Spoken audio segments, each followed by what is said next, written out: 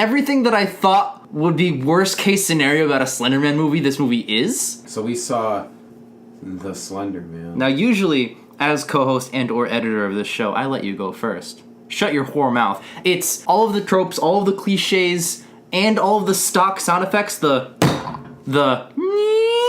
when she's gonna turn around or look at a door or something, that happens like 5 times. And then you have, she's about to look at a thing or turn around and there's nothing there, and then she goes, oh good, there's nothing there, and then behind her. Like, they did that like 12 times. Uh-huh. Oh, they had the waking up from the dream. Yep. Yeah. If we're just talking about filmmaking alone, it's every other bad horror movie you've seen rolled into one. It's like no one cared about making anything new or exciting. But we're going to talk about the things we liked first. Okay. All right, now why don't you lead the conversation about that one, you piece of shit? You brought it up. Now we can talk about the things we don't like. Everything. Yeah, 0. In the worst movies this year, Wrinkle in Time, I can find... Oh my god. It was visually appealing. Yeah, the visuals are beautiful. In Teen Titans Go to the Movies, there were some funny moments. There were 5 or 6 funny moments in an hour and a half long film. Cloverfield Paradox.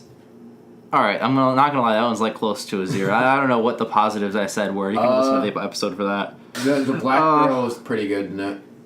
Yeah, she the did main fine character, I think. Oh yeah, if we're gonna talk about acting, holy fuck, Slender Man's acting. Children suck. They suck complete dick at acting. Even the parrots sucked. Remember? Go. Can we just like address spoilers, by the way? If you want we're spoiling Slenderman. Can we address the fact that no one in this universe locks their doors? 3 separate houses got broken into because people just walked in because nothing was locked. That's what people do when a child goes missing. They just see the door wasn't locked. No one locks their fucking doors in real life, of course. And there was even a moment, the first time we saw it on screen, the father broke into the house to yell at a girl because that's what fathers do in grieving. And then the next scene, let's go over his house. And they sneak in, and lo and behold, his door's unlocked too! It's a fucking Amish neighborhood where no one needs to lock their doors. Amish neighborhoods probably still have locks because they're not made of electricity. And the third time it happened, you big bitch, was Ren's house, because I remember her name, because she yelled it really bad. But anyway. Oh, I'm sorry, that's all you have to say. Everyone in this movie talks down to the other people, and it's hilarious. Yeah, people bring up valid points about things that are happening around them, and then everyone else goes... Stop acting so crazy. Why are you so crazy right now? It's like, bitch! You just saw a big faceless man in the woods that everyone else also saw at the same time, and like scary shit happened, and like you're gonna everyone fuck Todd. And everyone except one person is gonna be like, stop talking crazy, and then they disappear, and then someone else is the new crazy person, and they're like, stop talking crazy, and then they disappear. It loops. It's a series of like the same 5 or 6 fucking cliche things that keep happening. 2 minutes into the first 2 minutes. They were trying, it was a committee of executives trying to write dialogue that kids say nowadays. There was I like one thing about the movie. Yes. There was one accurate line of dialogue, and the black or white, yo. And that's it. So how many seconds do you think that line took? Okay, 1 second of the hour and 31 minute runtime of this movie? Was accurate. Now, why do I know that offhand? Because I kept checking throughout the fucking movie how long is left.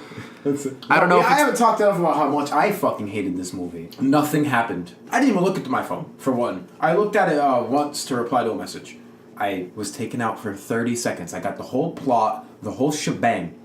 Nothing fucking happened. Every time Slender Man wasn't scary. Mm-hmm. Every time he was on screen, I'm like, oh, he's just gonna take him. A girl, they're all girls in this case. A girl walks toward a door or some shit, and you hear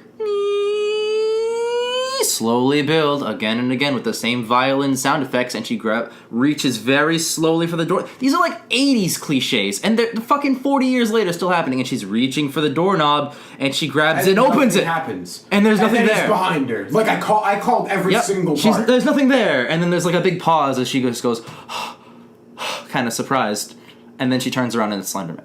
Yeah. And then she runs, and then Slenderman's somewhere else. And that's another thing, too. Slenderman's powers, what are they? He makes you hallucinate? He teleports. He teleports. He does bend light and sound for some reason. So he, there was a scene. Distorts your vision. Right. There was a scene halfway through this movie where she's in a library, and Slenderman exhibited like every power, everything a villain can have in a movie. He just exhibited. He can teleport. He can make hallucinations. He can alter reality. Like everything. Every reality manipulation. So at that point, why do we have hope for the main characters. We don't, actually, because they lose. Like, he's omnipotent. Yeah. So an omnipotent being you've unleashed. I believe it's omnipotent. Omnipotent being is unleashed from an internet video, not a joke, and invades them one by one. And one by one, they're like, we can stop him if we sacrifice this, or if we run here and do this. And none of it works because he's omnipotent. Did you not think that would happen?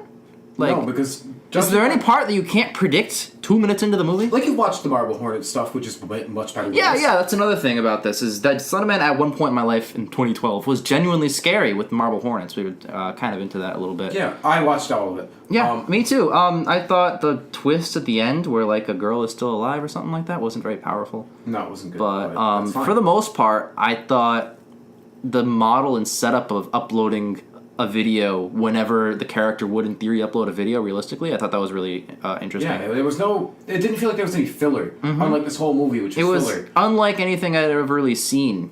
And I know it wasn't the first to do that, but, like, it was it's done in a creative... of found footage. It was a creative way to do what they're doing. You know what I mean? Yeah. Where, like, they had the characters have their own YouTube. There's another YouTube account of, like, a villain who, like, it was, like, To The Ark or something like that. And they would upload, like, videos of stalking the main character. And I thought that was, like, a really fascinating thing. So if you subscribe to both channels, you get this full experience. You know, like Arrow and Flash, if you watch them together, they cross over sometimes. Like, it's a little bit of that. So I thought that was, like, a really creative, interesting way to handle a story like this.